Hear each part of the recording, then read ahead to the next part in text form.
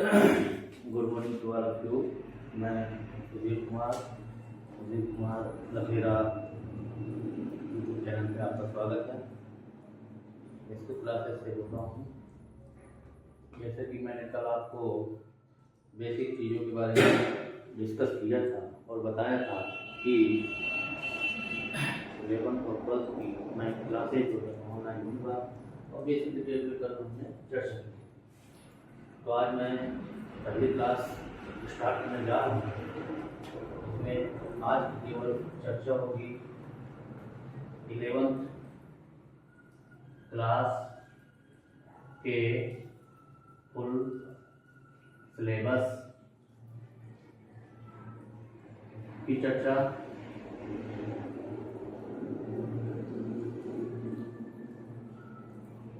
कैसे पढ़ाया जाए, कैसे क्वेश्चन को सॉल्व करेंगे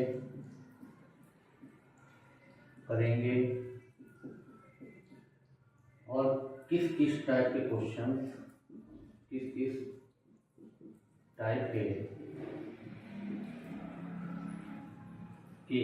क्वेश्चन को सॉल्व करेंगे।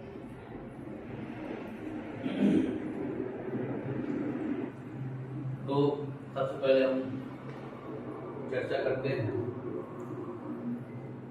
कि 11th क्लास के कौन कौन सा फुल सिलेबस है।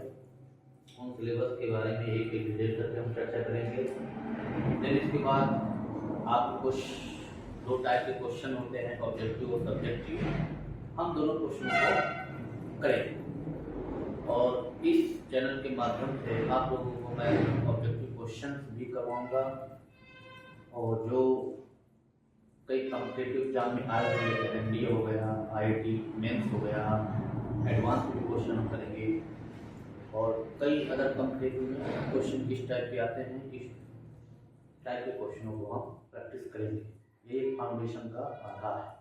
तो बच्चों को कम से कम ये पता चल जाएगा कि सब्जेक्टिव तो करते हैं तो ऑब्जेक्टिव नहीं कर पाते, तो ऑब्जेक्टिव क्वेश्चन को किस प्रकार किया जाए, इस प्रकार के क्वेश्चन को प्रैक्टिस करेंगे 11th क्लास से ही।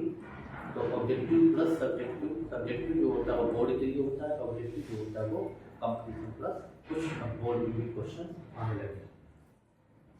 तो सबसे पहले हम 11th क्लास की फुल सिलेबस के बारे में चर्चा करेंगे।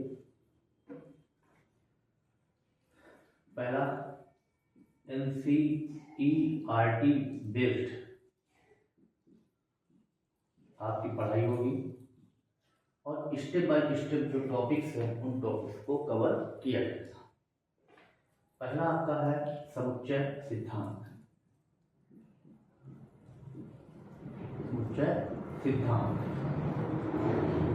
जिसको इंग्लिश में बोलते हैं सेट थ्योरी।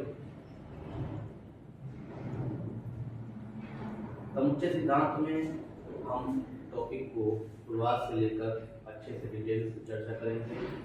संख्याओं के बारे में पढ़ेंगे कि प्राकृत संख्या क्या होती है, पूर्ण संख्या क्या होती है, पूर्णांक संख्या क्या होती है, वास्तविक संख्या क्या होती है, परिमेय संख्या क्या होती है, अपरिमेय संख्या क्या होती है। इन सभी संख्याओं के बारे में चर्चा करेंगे।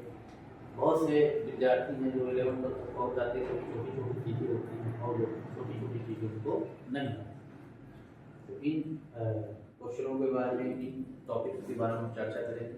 यही इसका बेस आधार है। संख्या से स्टार्ट करेंगे जैसे तो हम खत्म करेंगे। ओके ना।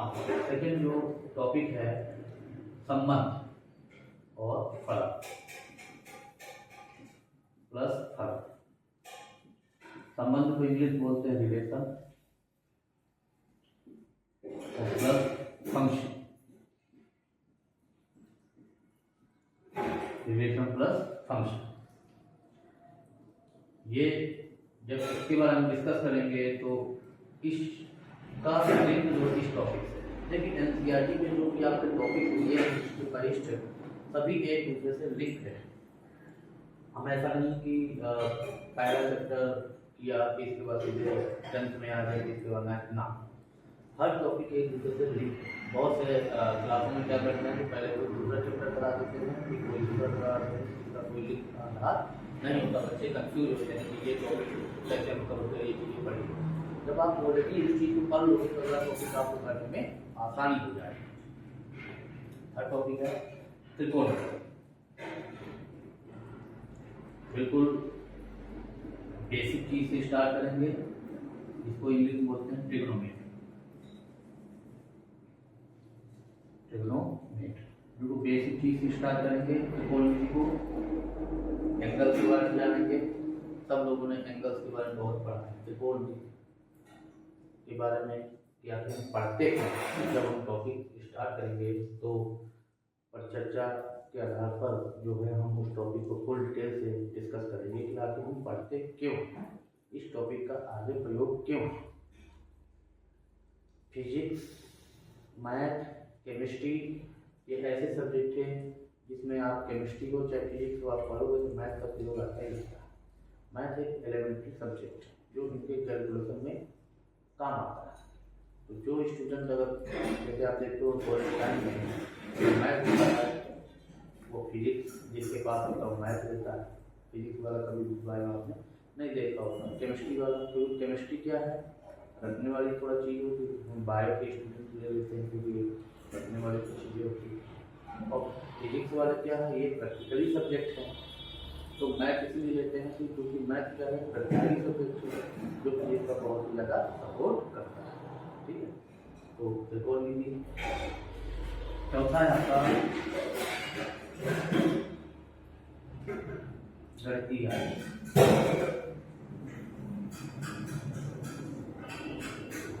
ये कोई बहुत ही बड़ा कॉन्सेप्ट नहीं, छोटा टॉपिक है, उसके बारे में हम डिस्कस करेंगे। अगला है गणितीय फॉर्मूला का मतलब मैथमेटिकल इंटेंशन।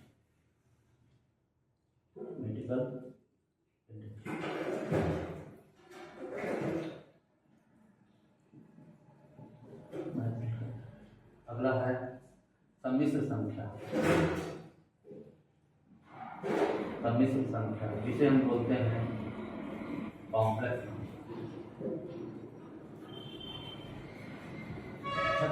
सम्मिश्र संख्या क्या होती है, कॉम्प्लेक्स नंबर क्या होता है। संख्याएं आपने हमेशा वास्तविक पढ़, लेकिन इसमें हम वास्तविक तो पढ़ चुके हैं, काल्पनिक संख्या पढ़। काल्पनिक क्या होती है, ये जब टॉपिक हम बात करेंगे तो टॉपिक में आपको बताया जाएगा। आपने 10 तक जितनी भी संख्या पढ़ी सभी वास्तविक के अंतर्गत आती है। इसके बाद आगे जो पढ़ेंगे तो एक नया वर्ड आपको मिलेगा, वो है काल्पनिक संख्या। तो काल्पनिक के बारे में डिस्कस करेंगे। सम्मिश्र और काल्पनिक दोनों मिला, वो वास्तविक और काल्पनिक दोनों मिला के सम्मिश्र संख्या बना देता है। नेक्स्ट है सम्मिश्र संख्या के बाद जो अगला है असमीकरण। बहुत ही इंपॉर्टेंट टॉपिक है जिसे बोलते हैं inequality. Very very important topic. आई असमीकरण जो है इतना इंपॉर्टेंट टॉपिक है जो आपके कई चैप्टरों में जो इसका प्रयोग आएगा बहुत ही बेसिक है और इसके बारे में हम बहुत ही अच्छे से डिस्कस करेंगे। असमीकरणों के बाद अगला जो टॉपिक है वो है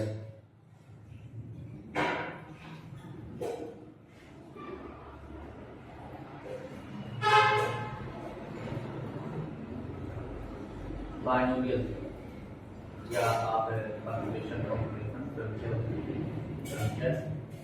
प्लस इसको हम क्या करते हैं, परम्यूटेशन प्लस कॉम्बिनेशन।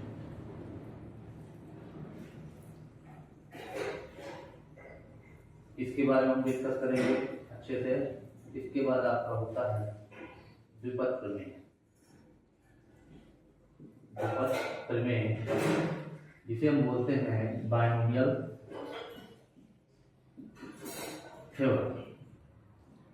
अच्छा, जब हम क्रमचय संचय करेंगे तो द्विपद प्रमेय बाइनोमियल थ्योरम भी ये क्रमचय संचय पर ही डिपेंड करता है। और क्रमचय संचय को बड़े डिटेल से पढ़ेंगे, बड़ा इंटरेस्टिंग टॉपिक। और इसके बाद हम क्या है बाइनोमियल थ्योरम को पढ़ेंगे जो क्रमचय संचय पर भी डिपेंड करता है। इसका क्रमचय संचय बहुत से टीचर द्विपद प्रमेय पढ़ाते हैं, गलत।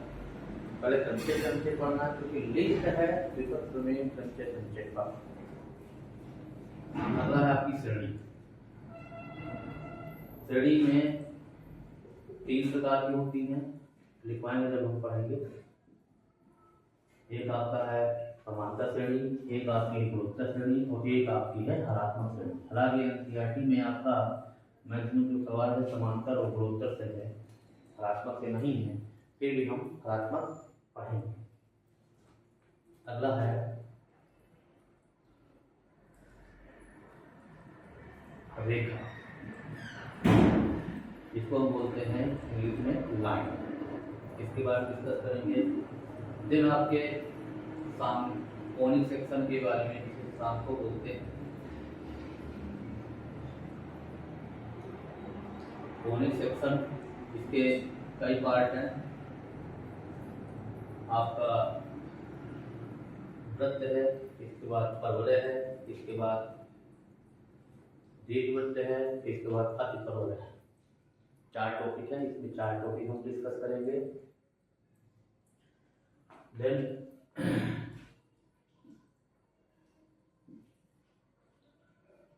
इसके बाद हम सीमा और सामतत्व,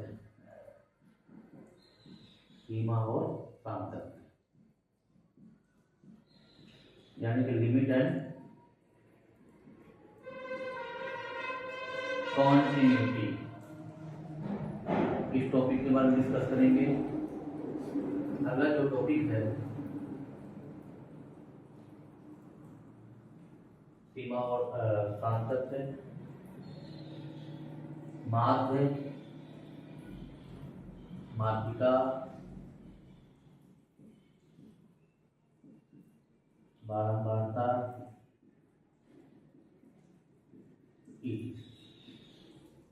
इस प्रकार के टॉपिक को भी हम डिस्कस करेंगे। देन प्रायिकता, इसे बोलते हैं प्रोबेबिलिटी। अच्छा, इसके बाद जो अगला टॉपिक ये चाहे आप ये कर लीजिएगा, ये अवकलन भी है। अवकलन भी है, ये आपका 14, ये आपका 15। बस इतने ही टॉपिक को आपको डिस्कस करना है। एक आधे आपके और टॉपिक्स हैं जिसको हम जब क्लास लेंगे तो टॉपिक कभी कवर करते हैं। और मानिए नहीं कि इसको हम बड़े डिटेल से क्लियर किया जाएगा।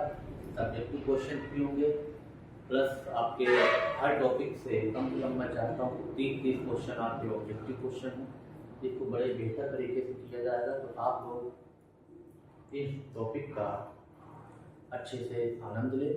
और मैं जो है मेरी कोशिश होगी कि मंडे से स्टार्ट हो जाए, तो कल से स्टार्ट हो जाए। लेकिन अगर कल नहीं स्टार्ट हुआ तो मैं मंडे से क्लास लेना स्टार्ट करूँ। ओके, तो थैंक यू सभी को, गुड मॉर्निंग। और आपको ये आप सिलेबस के टॉपिक अगर मुझे ज्वाइन कर रहे हैं, मुझे फॉलो कर रहे हैं, तो इन टॉपिक को आप नोट कर सकते हैं। और साथ ही साथ आप सब्सक्राइब कीजिए चैनल को और लाइक कीजिए, जिससे कि मेरा चैनल अच्छे से विस्तार, क्योंकि मैं नया टीचर हूँ, पुराना लगभग मुझे 9 से 10 साल हुए थे।